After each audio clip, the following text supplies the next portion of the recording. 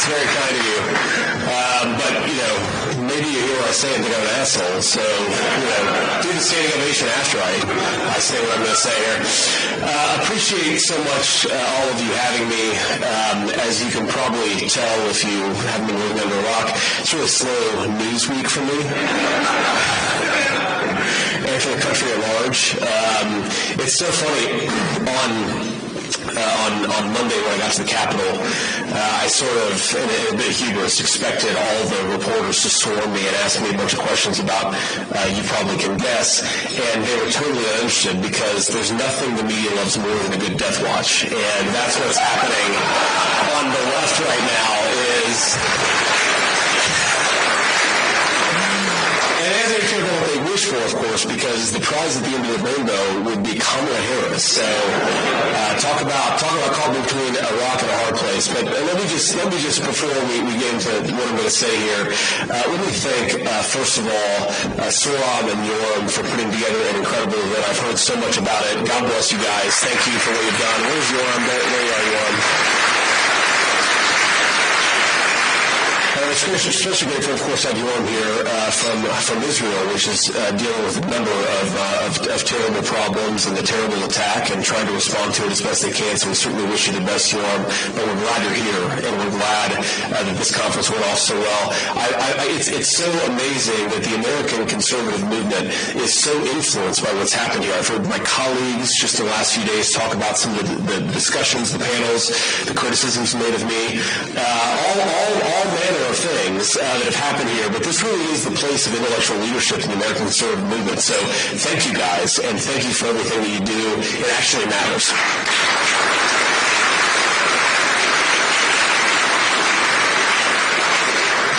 So let me just offer a few observations about where we are, because I think it's important to sort of acknowledge that we've had a lot of successes and we've also had some defeats, and to sort of level check about where we are. When I came to this conference in 2019, I was a venture capitalist. I was an author. I had written a book. I was running a venture capital fund, and I was not really thinking about public policy aside from the fact that I was worried that my country seemed to be going in the wrong direction. And I think I made a couple of points there in that speech 5 years ago that still unfortunately ring true today. I talked about the fact that the American dream of my grandfather was declining in the birth of the American dream, the place that actually gave birth to this idea that you, through working hard and playing by the rules, should be able to build a good life for yourself, right? This very basic idea that you should be able to build a good life for yourself and your family in the country that you call home, that idea was under siege by the American left. And of course, it is still under siege. In some ways, things have gotten a little bit worse.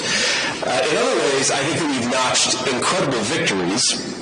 If you could just go back to one of my hobby horses over the last few years is this idea that American foreign policy should be realistic about what we can accomplish, where we can focus, and the fact that military power is fundamentally downstream of industrial power. The most important lesson of World War II is not that if you thump your chest and pretend that you're the good guy, you can win a conflict. The most important lesson of World War II is if the home front is strong, then we can win and project power overseas. Our leaders seem, of course, to have forgotten that.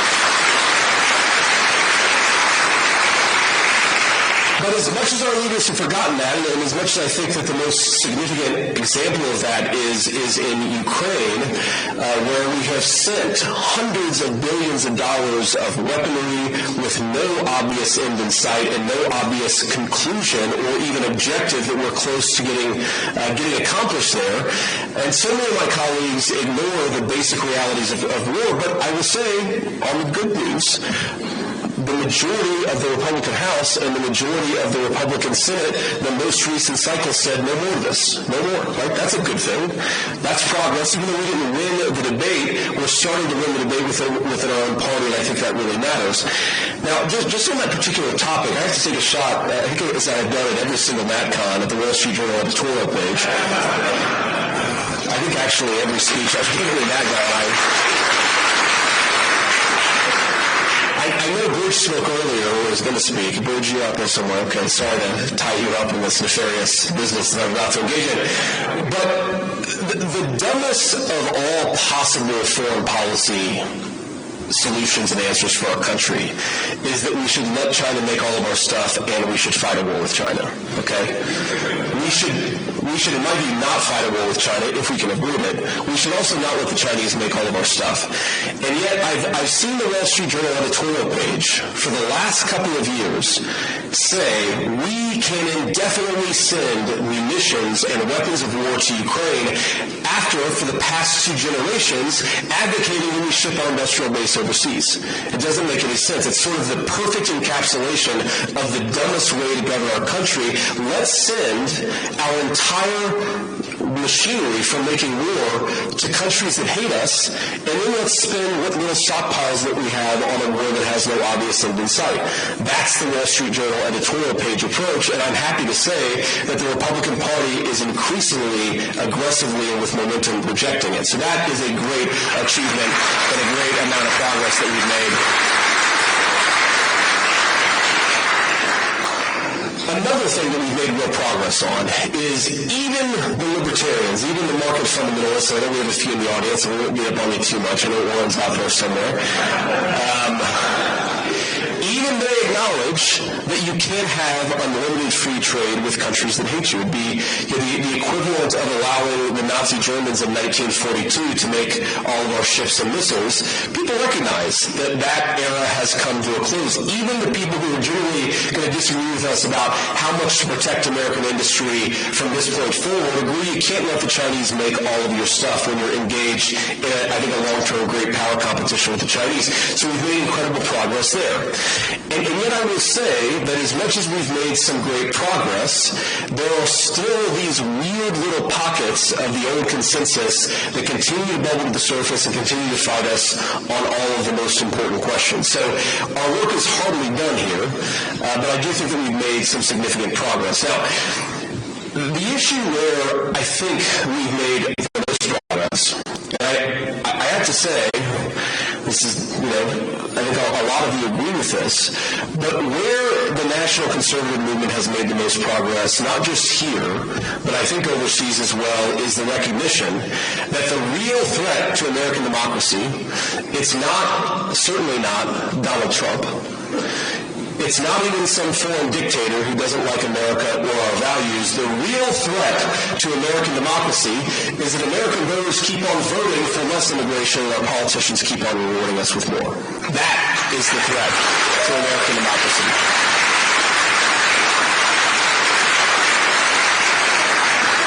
And I was in a conversation with an English friend earlier today, and one of the things that's very obvious is that all over the Western world, in Germany, in the UK, in place after place after place, populations keep on telling their leadership that they want less immigration, and their leadership keeps on refusing to listen to them. This is like a fundamental broken translation function in our sacred democracy that our elites don't seem to care about. Why do our elites seem to care about it? Well, number one, they really benefit from the cheap labor, okay? Number two, they actually don't really like the people who make up the domestic populations of their own country. It's one of the things that we consistently find from the UK elites to certainly the American elites is they seem to really not like their own fellow citizens, even though the wars that they want are going to be, of course, fought by the people in the heartland and not by the people who are walking down the streets of Washington, D.C.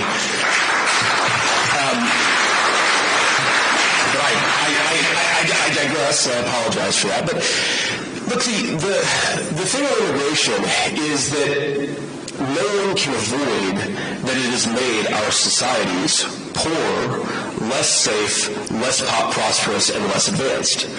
Now, I remember getting in some argument with some loser on Twitter a year or so ago about whether immigration raised housing prices. And, of course, the argument is that, yeah, maybe immigrants take up some more demand for housing, but they build all the houses. That's not true, by the way. Go to Pennsylvania and Ohio, you'll see a lot of very native-born citizens who still build houses.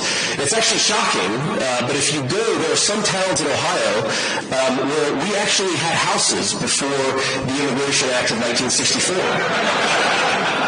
I'm dead serious. We actually did build homes in the United States of America before our elites flooded the zone with non-stop cheap labor. And by the way, we can still do it. Those people can still do it. They just want to get proper wages in the process. Thanks, John.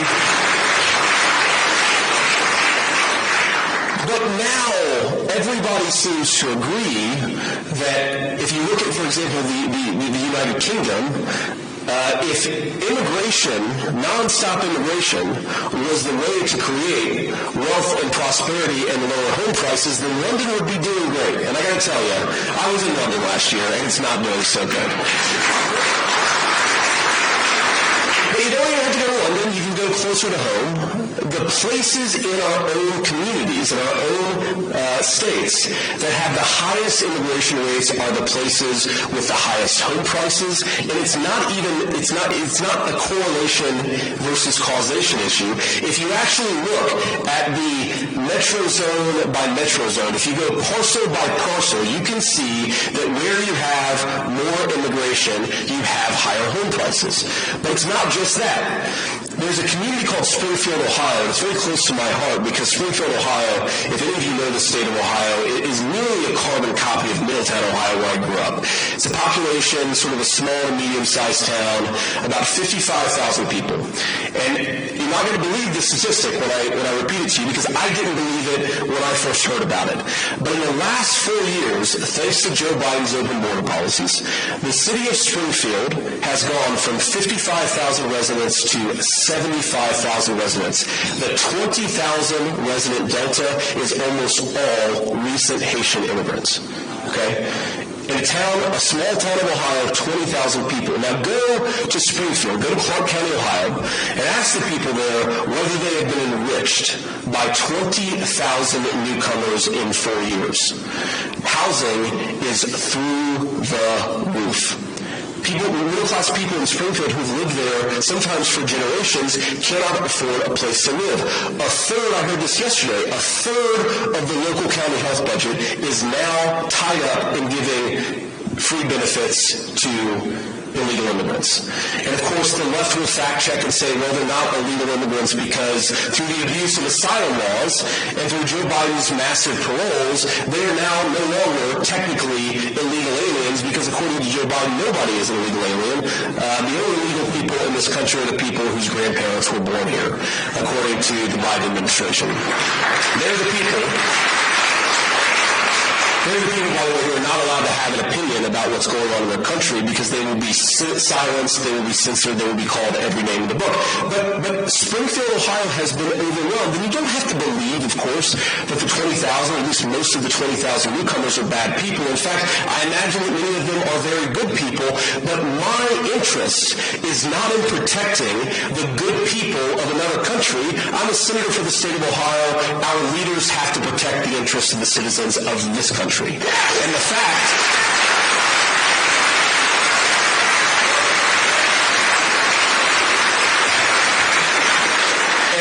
that this has happened is evidence that they're not. And so I want to come back to something that I started with here, which is that we've made a lot of progress. There have been things that have been bad that have happened. I mean, in my home state of Ohio, we've had a couple of ballot referenda that have not gone the right way. We lost some elections in 2022 that I think that we should have won. Of course, like I said earlier, not every foreign policy debate has gone in our direction. But by and large, the national conservative movement is winning the debate, and we're changing the conversation. We're doing that from the very, very basic and simple principle that American leaders should look out for Americans. And by the way, I know for the Brits here, UK leaders should look out for citizens of the UK or subjects or whatever you guys call yourselves.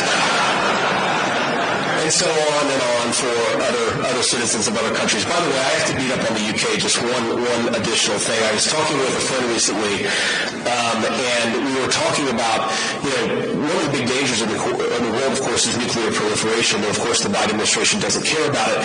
And I was talking about, what is the first truly Islamist country that will get a nuclear weapon? And we were like, maybe it's Iran, maybe Pakistan already kind of counts. And then we sort of finally decided maybe it's actually the UK, since NATO just took over.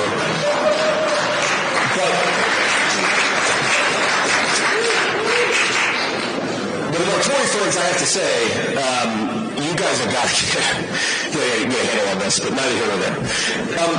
The reason I'm most optimistic about the future of this movement and the future of our country is because for the first time in a very long time, it is clear that the leader of the Republican Party is not some donor who's desperate for cheap labor, and it's not some random person who claims to speak for this or that constituency. The leader of the Republican Party is a guy who actually plans to put American citizens first, and that's Donald Trump. And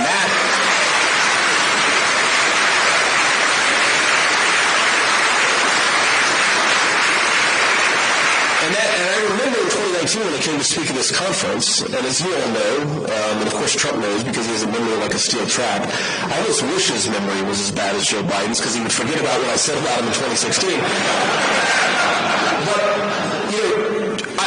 I was a convert in 2019 to the cause of Trump's America First agenda in many ways. I came here very much as a convert, and I was cognizant of the fact that because I was a convert, Trump had not yet taken over the Republican Party. Even in Washington, D.C., even in 2019, even though he was the President of the United States, there are people who are aggressively pushing back against his influence, who are already planning a return to, basically re-implementing the Wall Street Journal editorial pages' preferred positions in 2019. I think that's over now. And I think that the fact that it's over is a huge, huge win for you guys, but most importantly, it's a huge, huge win for the American people, because the American people, again, they need people who put the interests of their own citizens first, of our own citizens first, and that's what this entire movement is all about, and I think that's what the Trump presidency will be about if we give him another shot, as I expect that we will. Thank you. Let me close just with an observation here, and I apologize to a few of you because a few of you have heard me give this risk, but I think that it's important because even though I think we're in a very good place electorally in 2024, there's of course going to be a massive set of debates and conversations going forward, and one of the things that you hear people say, even on our side, that you hear people say is that America is the first creedal nation. Okay? America is an idea. Now, America has really good ideas at the founding of our country. It was created by very brilliant men. The Constitution, of course, had this incredible influence in political theory, and that's why it has stood the test of time. But America is not just an idea, though we were founded on great ideas. America is a nation. It is a group of people with a common history and a common future. And yes, thank you.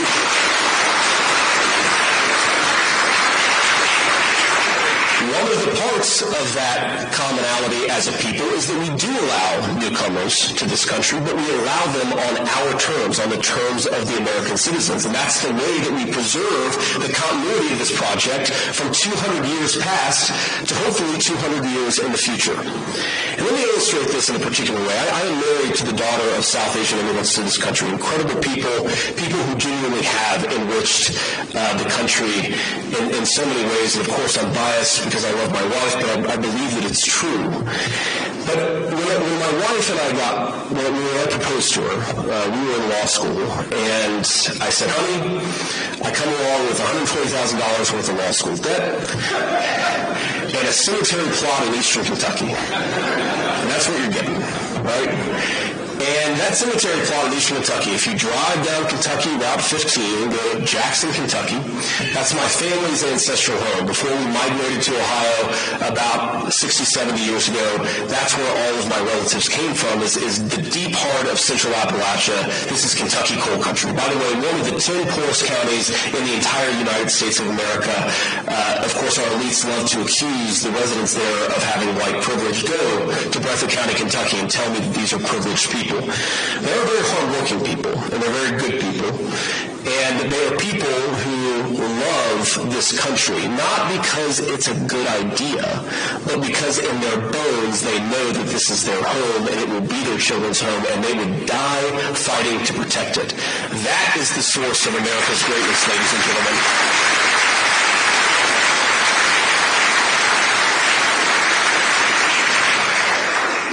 And I I get to represent millions of people in the state of Ohio who are exactly like that.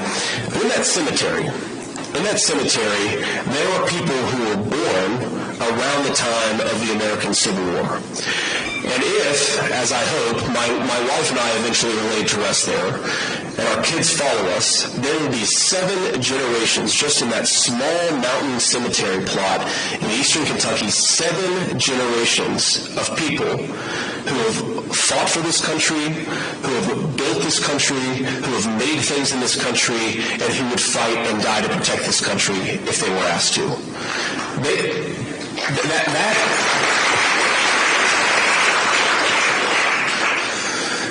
That is not just an idea.